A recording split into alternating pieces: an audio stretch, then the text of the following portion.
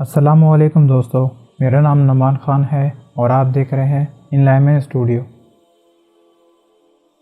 ایک سچائی جو ہمیں نظر آتی ہے آج کے دور میں، اگر آپ دیکھیں تو شرک آج دور تک پھیلا ہوا ہے، اور یہ ان لوگوں میں ہے جو اپنے آپ کو مسلمان کہتے ہیں۔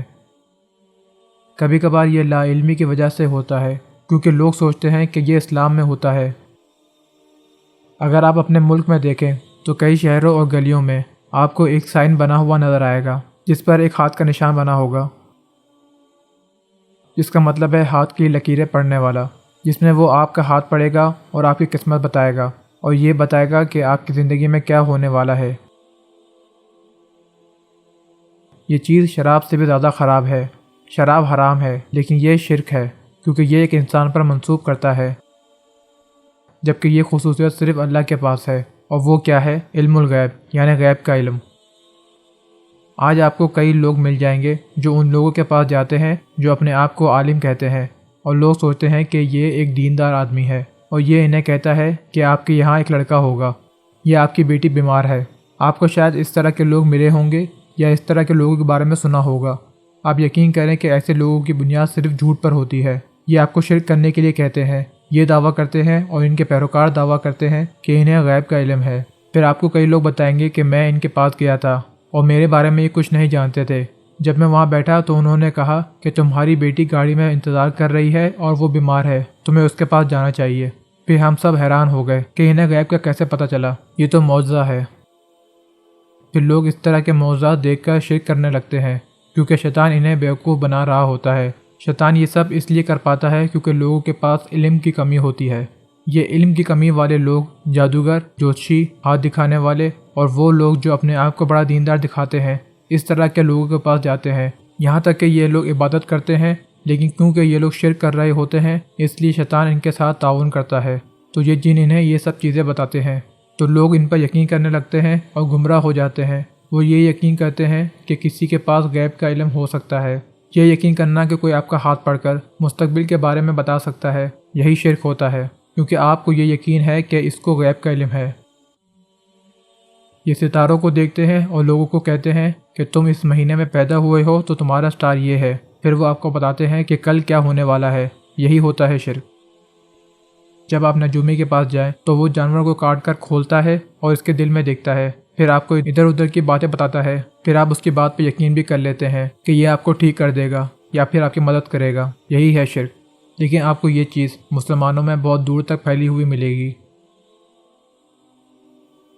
اللہ سبحانہ تعالیٰ صرف وہی ہے جو غیب کا جاننے والا ہے، اور یہ خاصیت صرف اور صرف اللہ کے پاس ہے، اور اس نے یہ نہ کسی کو دیا تھا اور نہ ہی غیب کا علم کسی پر ظاہر کیا تھا سوائے کچھ پیغمبروں کے۔ اور خدا یہ اس لیے کرتا ہے تاکہ یہ ایک طرح کا ثبوت ہو کہ وہ اللہ کے بھیجے ہوئے پیغمبر ہیں۔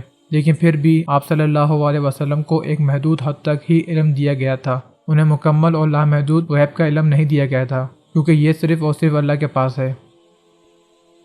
تو یہ کتنا اچھا ہوگا کہ بجائے آپ کسی جوشی، نجومی، فال دیکھنے والے اور اس طرح کے دوسرے لوگوں پر یقین کریں جو صرف جھوٹے ہوتے ہیں، جو دکھاوا کر رہے ہوتے ہیں کہ وہ سب جانتے ہیں، لیکن اصل میں وہ کچھ نہیں جانتے، اور یہ اللہ کے ساتھ شرک کر رہے ہوتے ہیں۔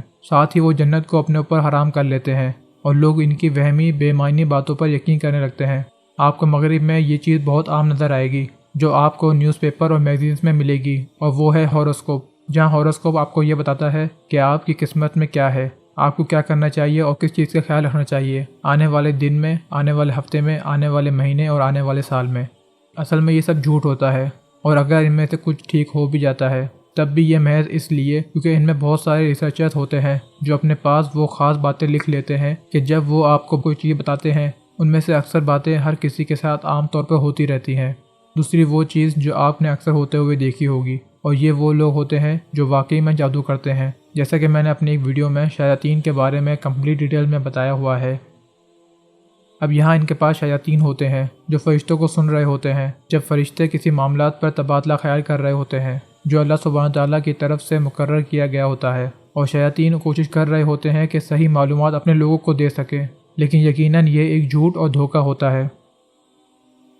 آپ صلی اللہ علیہ وسلم نے فرمایا کہ جو کوئی بھی جوشی کے پاس جائے، اس سے کوئی بات پوچھے تو اس کی 40 دن کی نمازیں قبول نہیں ہوں گی، جس کا مطلب یہ نہیں ہے کہ آپ نماز نہیں پڑھیں، آپ کو تب بھی عبادت کرنی ہوگی، کیونکہ آپ کو نماز پڑھنے کا فرض پورا کرنا ہوگا، لیکن آپ کو اس کی رحمت اور ثواب نہیں ملے گا۔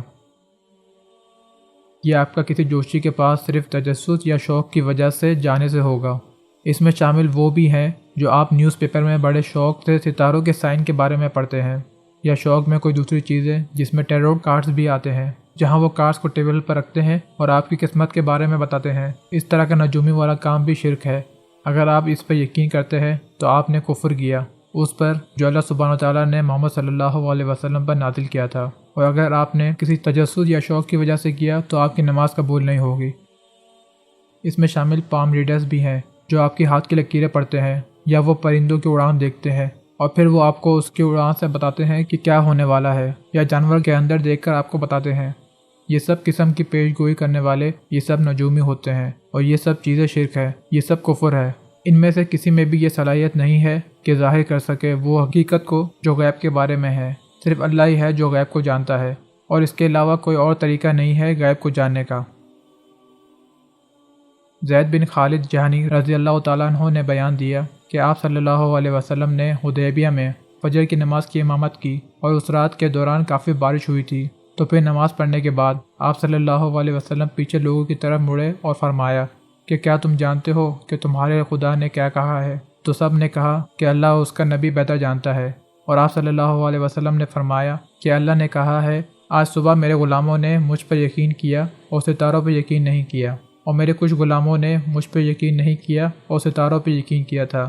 ان لوگوں کے لیے جنہوں نے کہا تھا کہ کل رات کو بارش اللہ سبحانہ تعالیٰ کی طرف سے ہوئی تھی، تو ان لوگوں نے مجھ پر یقین کیا اور ستاروں پر یقین نہیں کیا تھا۔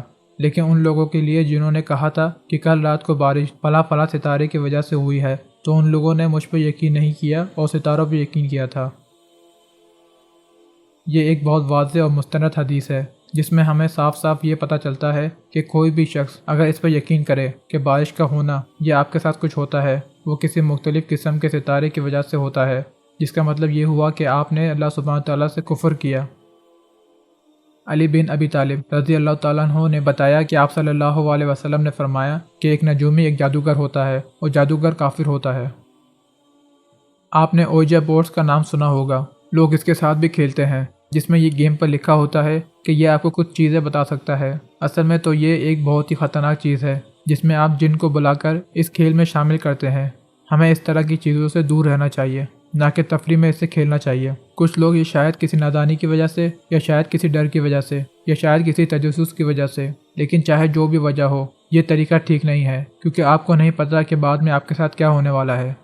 اللہ سبحانہ تعالیٰ کہہ رہا ہے کہ صرف میں ہوں جو مستقبل کے بارے میں جانتا ہوں، تو پھر اس طرح کی چیزوں کا استعمال کرنا یا اس طرح کے لوگوں کے پاس جانے کا مطلب یہی ہے کہ آپ یہ سمجھتے ہو کہ اللہ کو مستقبل کا نہیں پتہ اور یہ آدمی مستقبل کے بارے میں جانتا ہے۔ استغفر اللہ۔ تو ہمیں نہ اپنا وقت اور نہ ہی اپنا پیسہ ان پر خرچ کرنا چاہیے، کیونکہ جن کو کچھ نہیں پتہ ہوتا ہے۔ میں آپ کو قرآن میں سے ثبوت دیتا ہوں جس میں حضرت سلیمان علیہ السلام کے بارے میں بتایا گیا ہے کہ حضرت سلیمان علیہ السلام کے پاس ایک چھڑی ہوتی تھی اور وہ اس پہ جھکے رہتے تھے۔ اللہ سبحانہ تعالیٰ نے جنوں کو حکم دیا تھا کہ جو بھی سلیمان کہے وہ تمہیں کرنا ہے۔ اور پھر جب حضرت سلیمان علیہ السلام کا انتقال ہو گیا تھا اور وہ جنوں کے سامنے چھڑی پر جھک کر کھڑے ہوئے تھے، لیکن جنوں کو نہیں پتہ کہ ان کا انتقال ہو گیا ہے اور وہ ابھی بھی ڈر کر محنت سے کام کیے جا رہے تھے۔